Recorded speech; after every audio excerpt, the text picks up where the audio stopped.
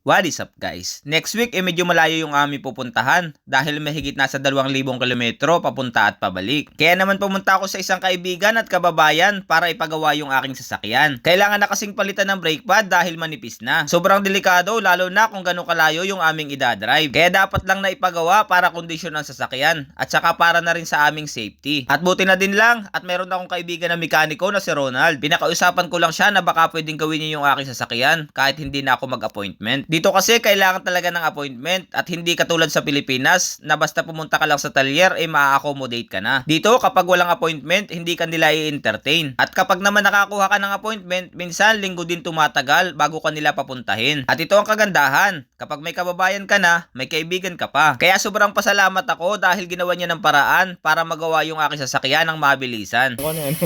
Kasi mag-aapaw yun. Oo nga, tama. Magiging yung ko ba?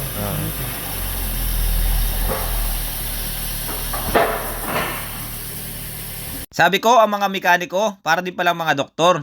Iba lang yung ginagamot o inoopera nila. Sabi ko sa kanya, parang easy-easy lang at madali lang yung kanilang trabaho. Sabi naman niya, sa una lang daw talaga mahirap. Pero pag nasanay ka na, easy na lang talaga. At saka high-tech at kompleto yung kanilang mga gamit. Matagal na din daw siya nagtatrabaho dito, kaya alam na niya yung pasikot-sikot.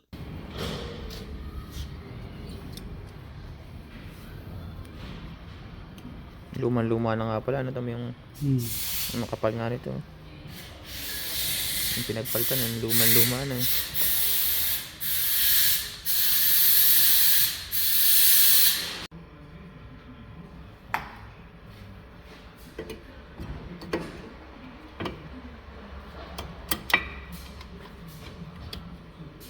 Yun guys, tapos na niyang ikabit lahat ng brake pad at inihigpitan na lang yung gulong para sigurado. At nakalibre pa nga ng tubig sa wiper. At napansin din pala niya na kailangan ko na daw magpalit ng gulong dahil manipis na. Pero kung titingnan ko, makapal pa. Pero para sa kanila, kailangan na daw palitan. Kahit nga yung kasama niya, sinukat pa talaga at nagsabi na kailangan na nga daw talaga. Grabe, talaga namang safety first sila talaga dito. Yun guys, tapos na niyang gawin. Ilalabas lang niya at babalik na siya sa trabaho. Yun guys, abangan niyo yung biyahe namin next week. Malayo pero maganda yung aming pupuntahan.